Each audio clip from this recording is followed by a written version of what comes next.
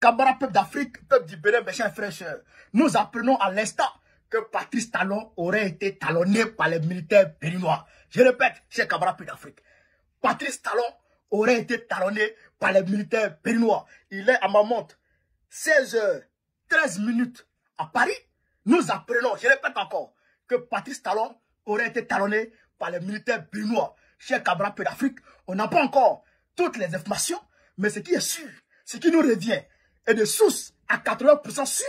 Je répète, source à 80% sûr, c'est que Patrice Talon a mis dedans et il est allé se cacher au Nigeria. Chers camarades peuple d'Afrique, à l'heure où on se parle, Patrice Talon serait au Nigeria. Ah, Yoromani, le vent de la liberté. Le vent de la liberté souffle. Il souffle, il souffle, il souffle encore. Chers camarades peuple d'Afrique.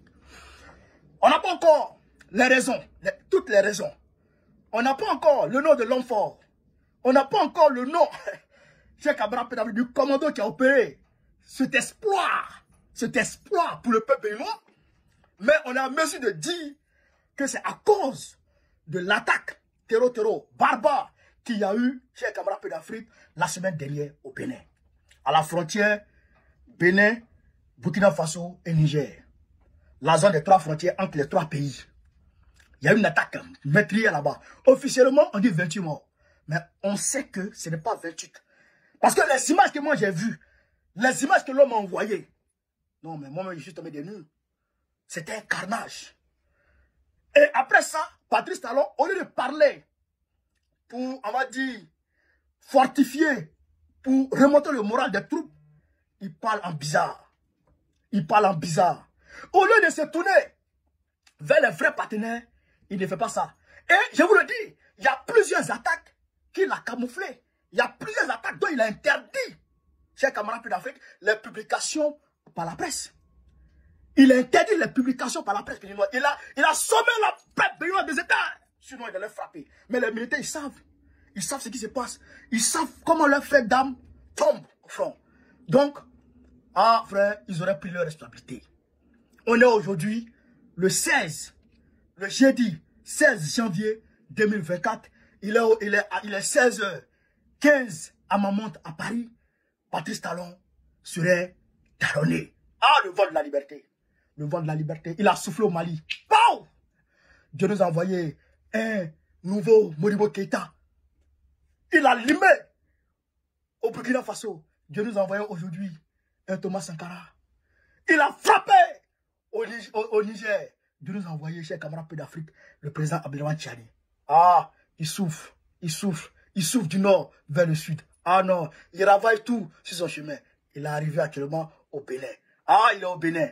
Il est au Bénin. Et d'ailleurs, même, il a fait un tour au Tchad pour transformer la mentalité tchadienne en une mentalité panafricaniste. Ah, le vent de la liberté souffle. Bientôt, Togo. Bientôt, Côte d'Ivoire. Yoromani. Donc, camarades d'Afrique, voilà l'information que j'ai pour le moment. Je reviendrai vers vous pour d'autres informations. Je ne dis pas que la source est à 100% sûre. Mais cette source, je la prends très au sérieux. Parce que c'est une source qui m'apporte toujours les vraies informations. Voilà, jusque-là, cette source ne m'a jamais encore envoyé une mauvaise information. Toujours, c'est les bonnes informations, c'est les vraies informations. Donc, je la prends à 80% sûre. Je vous le dis, la source est à 80% sûre. S'il y a changement de s'il y a une autre information contraire, je viendrai vous le dire. Sans gêne. Sans gêne, ça je vous le dis clairement. S'il y a une information contraire, je viendrai vous le dire. Et s'il y a une information qui renforce ce que je viens de vous dire, eh bien, je viendrai vous dire, chers camarades d'Afrique. Soyez camarades d'Afrique. Écoutez cette révélation, écoutez, s'il vous plaît, écoutez. Urgent. Écoutez. Ce qui se passe en Côte d'Ivoire, c'est un fait très gravissime. Et je voudrais que tous les Ivoiriens prennent note et se préparent pour la circonstance. Monsieur Alassane Dramane Ouattara, pour son soutien au 4e mandat, s'apprêterait à donner de l'argent aux militaires en Côte d'Ivoire. Et actuellement, ils sont en négociation. Il a proposé 20 millions à chaque militaire. Et les militaires ayant refusé, ils sont actuellement encore en négociation. Donc, je voulais vous rapporter ces faits-là pour que chaque Ivoirien s'apprête. Je reprends et je redis.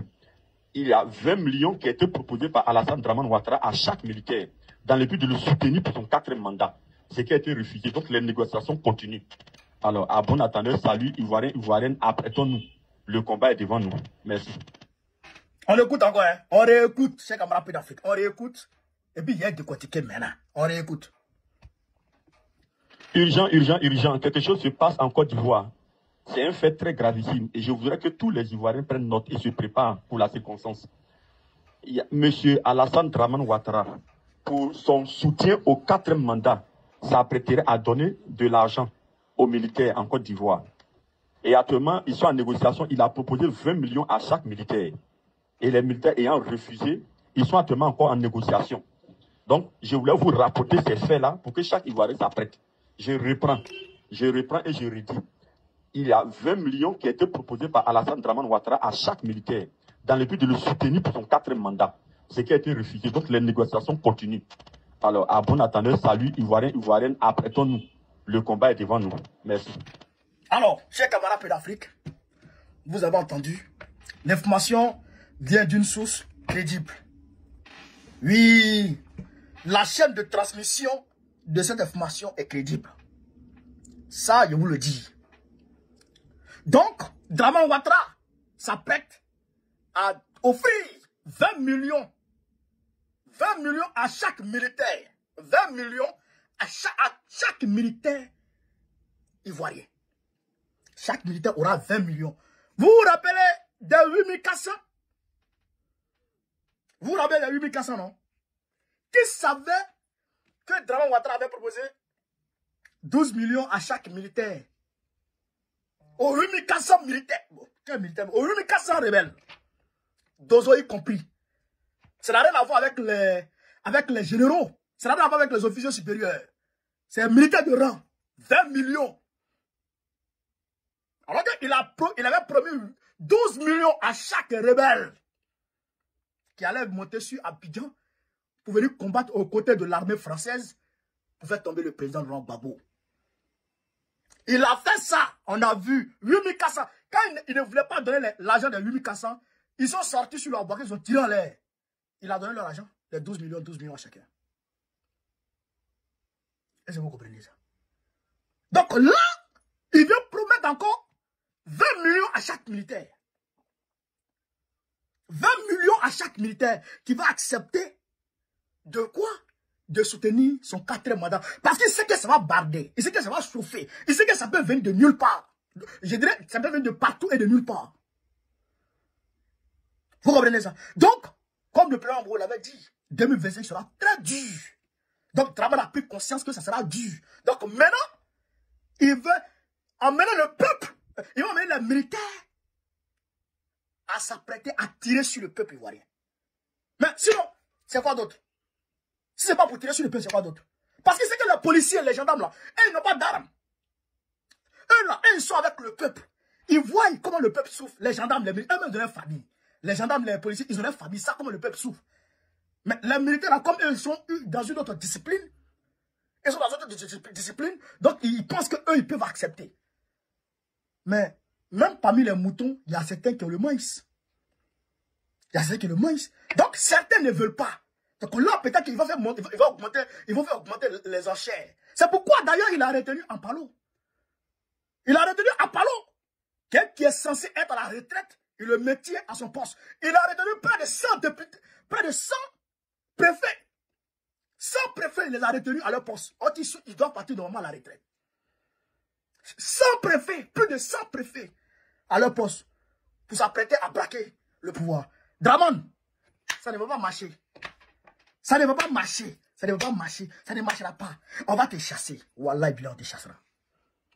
Et tout militaire qui va accepter de travailler avec Draman verra la honte, mais qu'il n'a jamais encore vu de ses yeux. Parce que tu seras attrapé et on fera ta sauce. Ça, c'est une réalité. Donc, renoncez. Renoncez aux offres de Draman Ouattara. Renoncez aux offres de Draman Ouattara parce que ça ne va pas vous arranger. Ça ne vous arrangera ni ici-bas, ni dans l'au-delà. Parce que on va vous montrer ça ici. Et puis quand vous allez arriver chez Dieu, là, il va vous botter les fesses. C'est ça ce qu'il a réagi. Alors, j'ai appelé l'Afrique. Voilà un peu l'information. Camarades du peuple d'Afrique, voilà pourquoi on doit éviter les successions dynastiques dans nos pays. Frère, Foi Gnassingbé considère le Togo, chers camarades d'Afrique, comme une entreprise familiale. Ok. Non, le gars là, c'est... Je dis, le gars là, c'est un maudit. Voilà. Écoutez cette vidéo, hein. Et puis, il y a de quoi tiquer.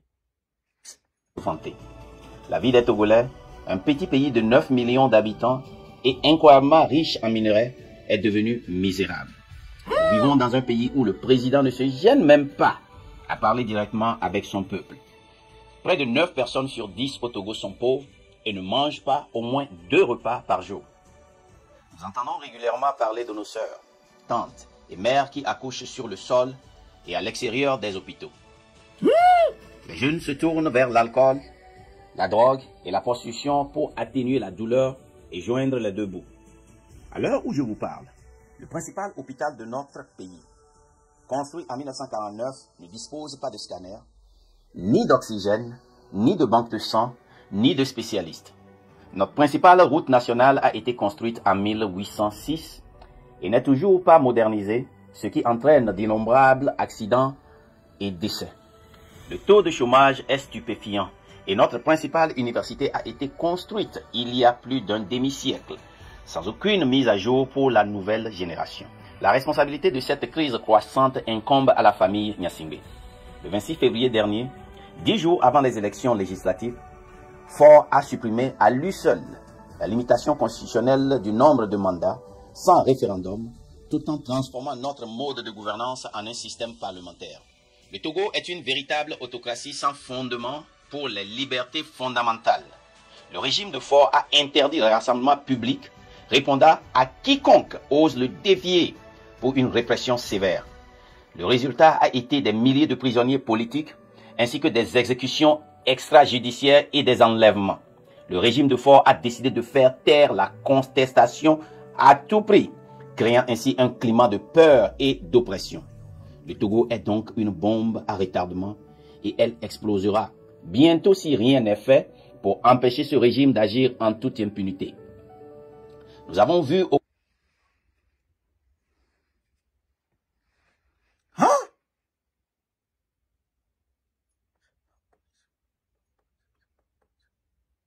Camarades d'Afrique.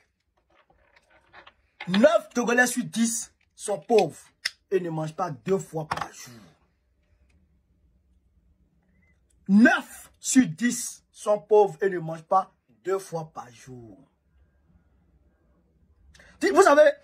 Vous savez, ce problème du Togo là, moi je suis Congo, Togo, tout ça là. Vous savez que moi je suis un panafricaniste, moi je touche à tout. Mais le problème du Togo là, je le prends à bras le corps. Parce que vous savez, pendant la révolution bolchevique, c'était très bien, pendant la révolution bolchevique, 1917,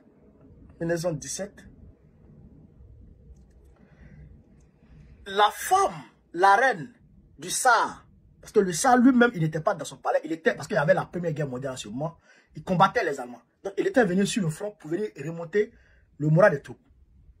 Quand les gens ont commencé à se plaindre, les ouvriers, la classe ouvrière a commencé à se plaindre du manque de paix, et que les femmes ont commencé à manifester, il y a les traces, hein, les lettres là, il y a les traces, hein, c'est vous, je vous dis. Elle a écrit à son mari pour dire des femmes de bas niveau. C'est que, en les des mots méprisants sont mécontentes parce que elle n'aurait pas eu à manger. Alors que c'est faux, il y a de la nourriture partout. Et lui, de son côté là-bas, au lieu de chercher à trouver la solution, il demande aux forces de l'ordre de réprimer. Vous comprenez? Vous voyez, du haut de leur piédestal, du haut de leurs chevaux, comment ils considèrent le peuple. Parce que si elle est reine, c'est parce qu'elle est d'une famille royale. Oui, parce que les rois donnent leurs filles aux autres, aux princes. Les princesses sont données aux princes. C'est comme ça, généralement, les gens font les choses. Même Louis XVI, sa femme, elle était autrichienne. Elle était de la famille royale de l'Autriche. C'est comme ça, généralement, les gens faisaient pour tisser les liens de famille, pour tisser les liens d'alliance, je dirais. Voilà, pour approfondir les liens d'alliance. Donc, les lettres là, ça existe. Pour vous dire à quel niveau, pour vous donner une idée de comment les enfants des riches, j'ai tant dit riches, des puissants, les enfants des puissants, les enfants des oligarques, les enfants des présidents dictateurs considèrent le bas peuple. Vous comprenez? Vous comprenez? C'est pour vous dire à quel point ils méprisent le peuple. Comment un hôpital, l'hôpital principal du Togo, l'hôpital Stévalis Olympio, depuis, je ne sais pas quelle année là, à Libye, on dit ça fait 30 ans. Il y a des salles qui n'ont pas été réaménagées. 30 ans. Est-ce que vous comprenez? 30 ans.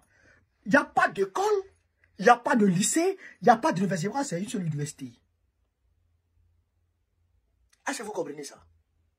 C'est-à-dire que le bien-être du peuple, là, c'est-à-dire que lui s'en tape. C'est-à-dire que lui s'en fessait. Il s'en moque. Est-ce que vous comprenez ça? Le peuple doit travailler, doit produire. La classe ouvrière doit produire pour que lui, il mange. Le trésor public togolais se trouve dans la chambre de Fort Gnassingbé.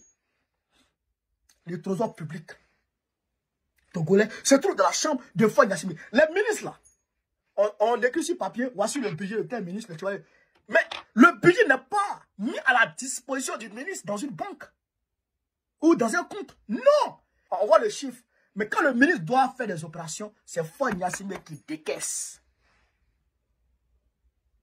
C'est Fort qui décaisse. C'est Fort qui signe. S'il ne signe pas, tu ne sors pas. Même par la mission, s'il ne signe pas, tu ne sors pas. Il n'y a pas d'autonomie chez lui. Ton directeur de cabinet, c'est lui qui nomme. Tes gars du corps, c'est lui qui nomme. Même ta femme, c'est Fort qui nomme. Les opposants togolais, vous voyez comme ça là.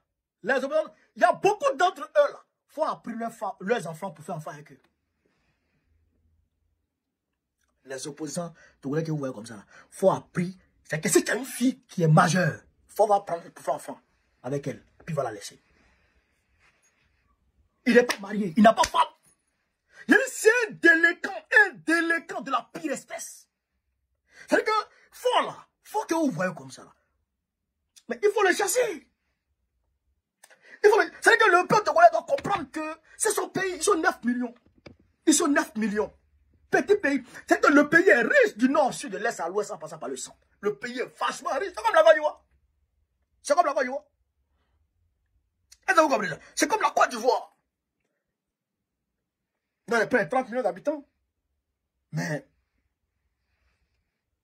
Issia seul, Issia, je n'ai pas dit deux autres localités. Issia seul peut nourrir toute la Côte d'Ivoire en riz. Issia seul, je n'ai pas dit Ganois, Issia seul peut nourrir toute la Côte d'Ivoire en riz. Riz seulement. Issia seul nourrit toute la Côte d'Ivoire. Vous comprenez ça? Vous comprenez ça? Donc, on a des gens qui ne valent rien du tout, des maudits, des délinquants.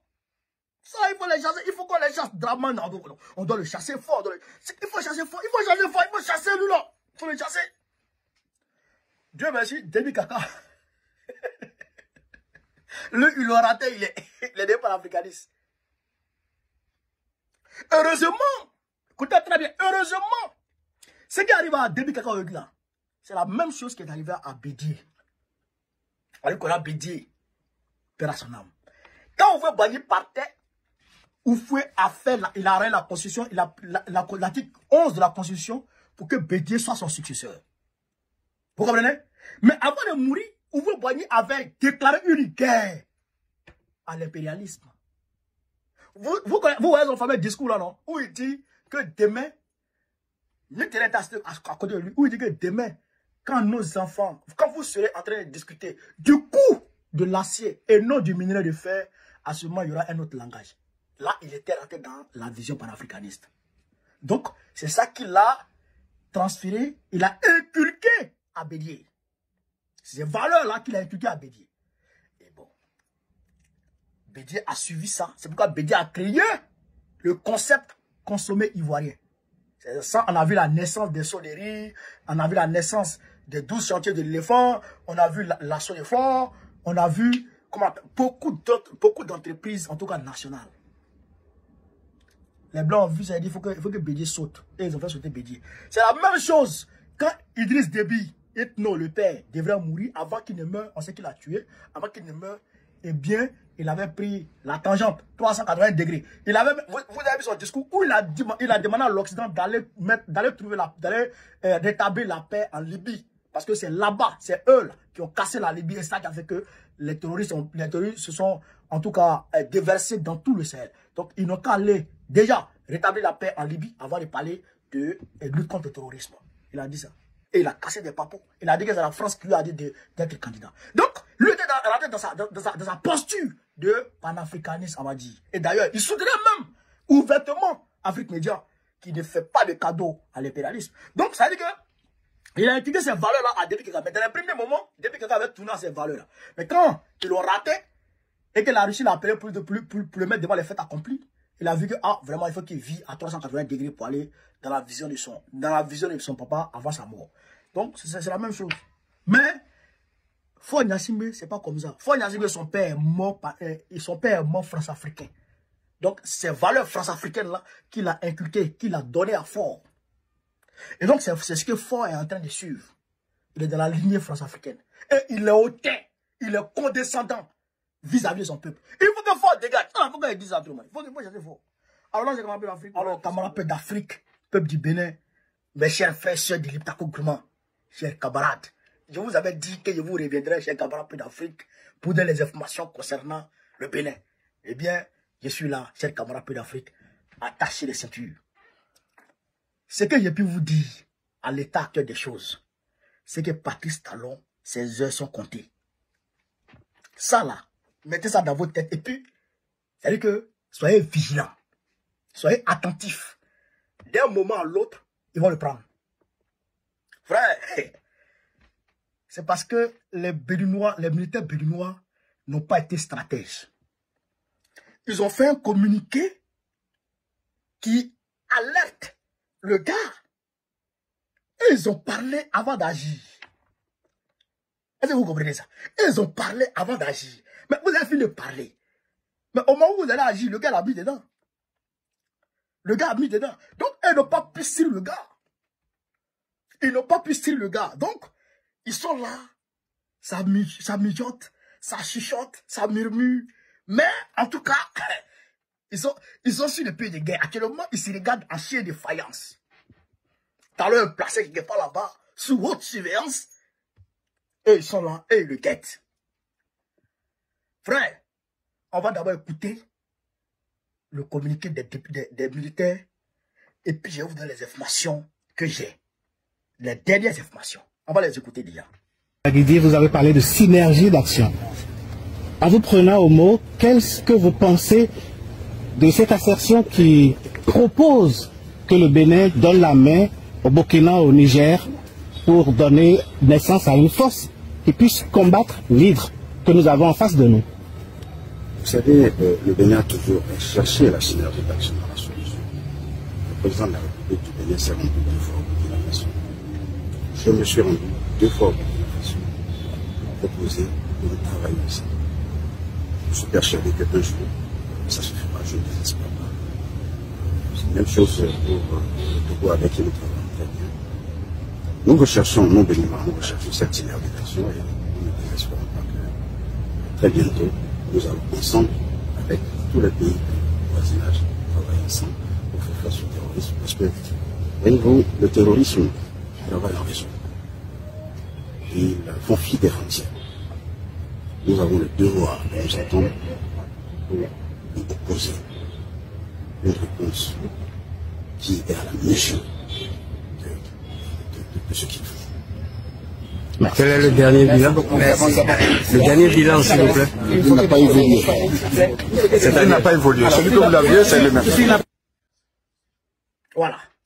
Donc, Monsieur Baguidi, général 3 étoiles, qui s'est rendu 2 fois au Burkina Faso pour aller chercher une synergie d'action. C'est-à-dire pour aller chercher à tisser une coopération militaire avec le Burkina Faso pour pouvoir sécuriser la zone entre les trois pays, Burkina, Niger, Bénin. Il est parti 2 fois. Et qu'est-ce qui lui a été dit là-bas? Il lui a été dit que les militaires français sont au Bénin. On ne peut pas travailler avec vous tant que les militaires français sont au Bénin. Est-ce que vous avez compris ça? Alors, le gars, il vient rendre compte à Talon. Donc, ce communiqué qu'il fait là, pour dire, nous ne désespérons pas. Nous recherchons et nous allons avoir une synergie d'action. Ça veut dire quoi? Ça veut dire que quand il est venu faire le compte rendu à Patrice Talon, et que Patrice Talon, au lieu de faire partie de l'armée française, il ne l'a pas fait. Il ne l'a pas fait. Et non seulement il refuse de faire partie de l'armée française, mais il fustige les deux pays-là, disant que les deux-là ne mènent pas d'action contre les terroristes. Vous comprenez ça? Qu'ils ne mènent pas d'action contre les terroristes. C'est pourquoi les terroristes l'attaquent. Même hier nuit, il y a eu attaque terroriste au Bénin. Vous comprenez ça? Vous comprenez ça? Donc, le général a vu que vraiment, cette histoire-là, si on ne chasse pas l'armée française, on n'aura pas la paix. Vous avez vu, la population béninoise avait décidé de manifester pour faire partie de l'armée française. Vous avez vu ça, non? Mais en réalité, qu'est-ce qui se passe? Patrice Talon cache non seulement les attaques, mais même le nombre de victimes. L'attaque du 8, là, le chiffre réel est de 86 morts côté militaire. C'est ce qu'on m'a envoyé. Le chiffre réel. Le chiffre réel est de 86 morts côté militaire. Est-ce que vous comprenez ça? C'est comme l'Afrique. 86 morts côté militaire. Mais ils n'ont pas communiqué là-dessus. Et mieux, qu'est-ce qui se passe? Patrice Talon lui-même, pendant qu'il y a eu l'attaque, lui, il était en train de fêter avec les touristes. Il y a eu l'attaque où 86 militaires ont perdu la vie. Patrice Talon, qui est le président de la République, non seulement il ne décrète pas le deuil national, mais il est en train de fêter avec qui? Avec les militaires, avec les touristes venus du Brésil, venus d'Occident et tout. Donc les militaires ont pris ça en foutaise. Les militaires n'ont pas apprécié ça. Ils ont pris ça en un mépris pour leur corps. Est-ce que vous comprenez ça? Donc, ils ont gardé ça en eux. Au-delà de ça, le 8, aujourd'hui, on est le 16. Patrice Talon n'a pas non seulement décrété de deuil national, mais il n'a pas fait de communiqué officiel. Même une minute de silence. Il n'a pas fait ça. Donc, les militaires ont jugé que ce gars-là, non seulement il ne veut pas travailler à ce que le pays retrouve la paix, le pays puisse lutter efficacement contre les terroristes en donnant la main aux deux autres pays, Burkina et Niger, pour lutter efficacement contre le terrorisme. Non seulement il ne fait pas ça, mais ce gars-là, il méprise la vie des militaires. Donc, ils veulent prendre leurs responsabilités. Voilà la réalité. Donc, ils veulent prendre leurs responsabilités. Au moment où je faisais la vidéo, chez Camarade Peu d'Afrique, l'opération avait été lancée.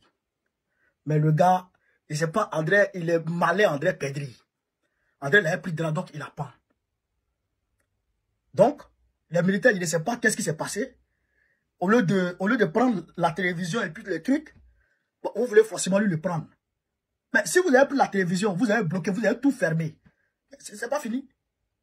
Ils disent non, il faut prendre le gars. Parce qu'ils ont eu peur de la réaction de la CEDEAO et de la France vis-à-vis du Niger. Pour eux, si Bazoum n'était pas d'entre les mains du président Tchani, eh bien, la France et la CEDEAO seraient allés bombarder le palais présidentiel pour sortir, pour finir avec le régime de Tchani et puis venir réinstaller Bazoum. Ou bien ils allaient reconnaître la légitimité toujours de Bazoum. Donc, c'est ce qui les a effrayés, c'est ce qu'ils ont redouté et bon, ils ont renoncé pour le moment. Voilà la réalité. Mais je pense que ceux-là, ils ne vont pas laisser. Parce que il y a deux choses. Soit ils laissent tomber et Talon les traque, ou ils prennent Talon et puis ils sauvent le pays. Il y a deux options. Parce que Talon ne va pas vous laisser. Il sait déjà que vous avez nourri l'intention de le faire tomber. Il sait. Soit vous le faites tomber, ou en tout cas, il va vous traquer. C'est ça qui est la vérité. Donc, camarades de l'Afrique, actuellement au Bénin, voilà la situation. L'armée et l'exécutif se regardent en chien de faïence. J'ai vu des personnes qui publient pour dire qu'il y a grogne. C'est pas grogne, ça a dépassé le stade de grogne.